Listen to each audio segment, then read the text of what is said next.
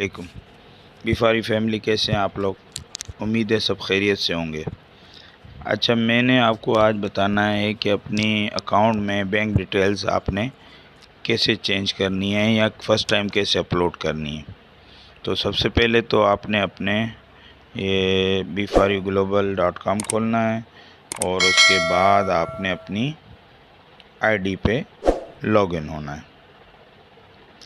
Login होने का वही तरीका है, ये पिक्चर्स इसने मांगी, मैंने दी हैं, उसके बाद ये लॉगिन कर दिया।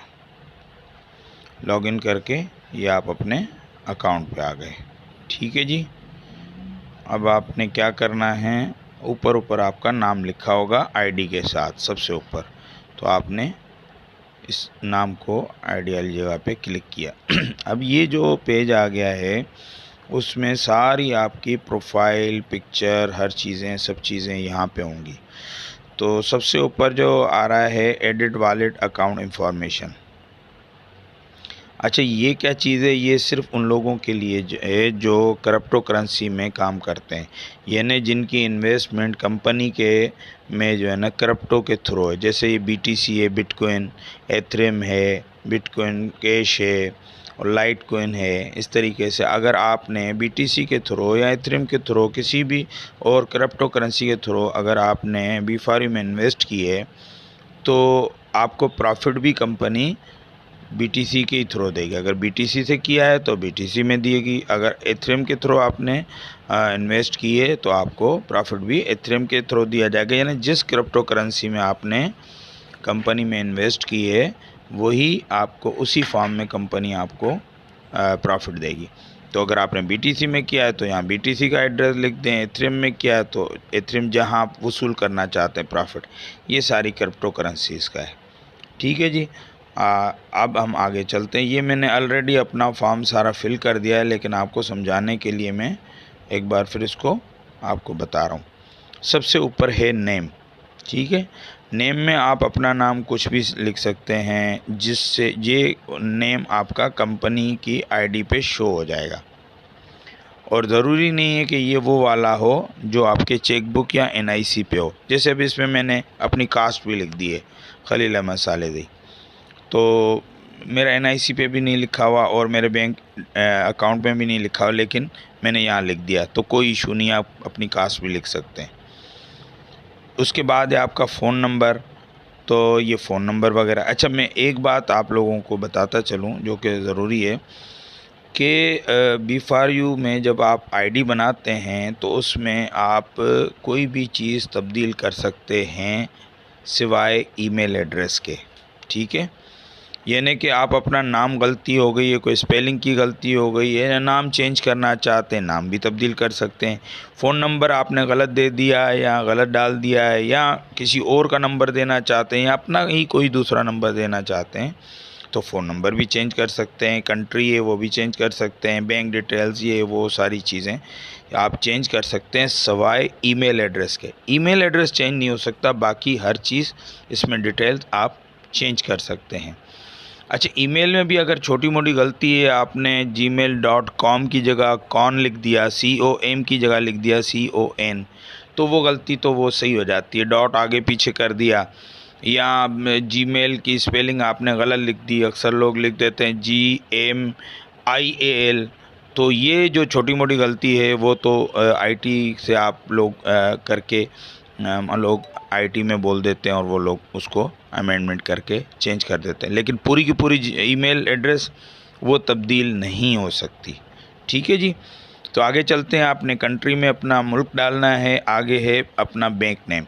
बैंक नेम में ये पाकिस्तान के सारे बैंक्स हैं, जितने भी पाकिस्तान में बैंक्स काम कर रहे हैं उन सब की डिटेल है। आपका जो भी बैंक है, लेट सपोज़ मेरा मीज़ान बैंक है तो मैंने मीज़ान बैंक को सिलेक्ट कर दिया। उसके बाद आता है अकाउंट टाइटल। अकाउंट टाइटल में हमने वो नाम लिखना है और वही स्पेलिंग लिखनी है जो हमारे चेक बुक पे लिखी हुई है। यानी कि चेक बुक पे अगर गलत स्पेलिंग प्रिंटेड है तो हमने वो गलत स्पेलिंग ही यहाँ अकाउंट टाइटल पे डालनी है। तो चेक हमने अपने चेक का एक लीव पेपर अपने सामने रखना है और उसको देख के अकाउंट टाइटल वो डालना है। तो देखिए मैंने ऊपर अपना नाम के साथ खलील अहमद सालिदी लिखा है, लेकिन यहाँ पे चूँकि मेरे चेक पे सिर्फ खलील अहमद लिखा है तो यहाँ पे मैंने अपना नाम खलील अहमद लिखा है। अच्छा, उसके बाद क्या है, IBAN, ये बैंक अकाउंट नंबर है आपका, IBAN international bank account number. ठीक है, आपके चेक बुक पे 2 अकाउंट लिखे होते हैं न्यू चेक पे। अच्छा, आपके पास कोई ओल्ड चेक बुक है जिसको साल, 1.5 साल, 2 साल हो गए, तो उस पर ये IBAN नंबर नहीं होता।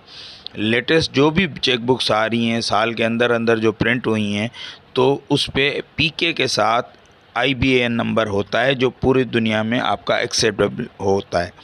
तो अगर आपके पास पुरानी चेक बुक है तो आप उसको रिप्लेस करवा दें बैंक से, नई ले लें। अगर नई नहीं लेना चाहते तो कम से कम बैंक अपने विज़िट करके और उनसे पूछ लें कि आपका IBAN नंबर क्या है, वो किसी पेपर पे लिख लें और फिर उसको आप यहाँ पे फिल कर दें।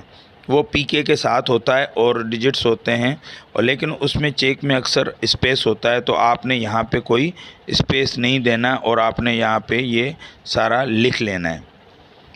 जो भी है इसको अच्छी तरह टैली करना है, टैली करके आपने लिख दिया। अच्छा, अगला क्या है, आपका फ़ोन नंबर। ये कौन सा फ़ोन नंबर है, ये जो आपने बैंक को दिया हुआ है, अकाउंट होल्डर फ़ोन नंबर। यानी कि ऊपर आप कोई और नंबर दे सकते हैं। ये जो फ़ोन नंबर है ये है आपका B4U से रब्ते के लिए, जहां आपका कोड आएगा OTP, 1 टाइम पासवर्ड जहां आता है। लेकिन ज़रूरी नहीं है कि ये भी सेम हो और ये नीचे वाला भी सेम हो। ये आपका जो बैंक में आपने ऑलरेडी दिया हुआ है वो वाला नंबर होगा, और ये वाला ऊपर वाला ये है, ये जो आपने B4U से आप OTP मंगवाना चाहते हैं, ये वो वाला होना चाहिए। ठीक है जी। उसके बाद आपने अपडेट इंफॉर्मेशन कर देनी है। अपडेट इंफॉर्मेशन के बाद वही सेम प्रोसेस होगा कि आपके पास OTP आएगा, और OTP आने के बाद आपने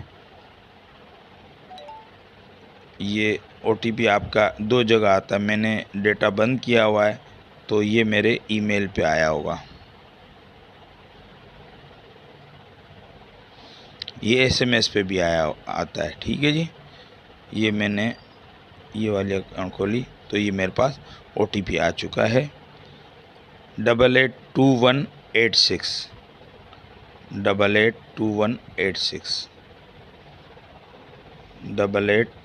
882186 ये मैंने दिया और सबमिट किया। तो चूँकि मेरी तो ऑलरेडी वो इंफॉर्मेशन अपडेट थी, तो अच्छा ये अपडेट पासवर्ड भेजता है तो आपने ये अपडेट नहीं करना, क्रॉस को बंद कर देना है। ये ऑलरेडी ये लिखा हुआ आएगा आपको, यूज़र अपडेटेड सक्सेसफुल। मैंने चूँकि कोई अपडेशन की ही नहीं थी तो वही सेम डिटेल है। अगर मैं इसमें चेंजिंग करता तो अब तक चेंज हो चुका होता। तो ये है आपका bank account details, personal information, सब कुछ भी चेंज करना हो, एडिट करना हो, सवाए ईमेल एड्रेस के, आप सारी चीज़ें अपनी यहाँ पे एडिट कर सकते हैं, चेंज कर सकते हैं। बहुत बहुत शुक्रिया। अस्सलाम वालेकुम रहमतुल्लाहि व बरकातहू।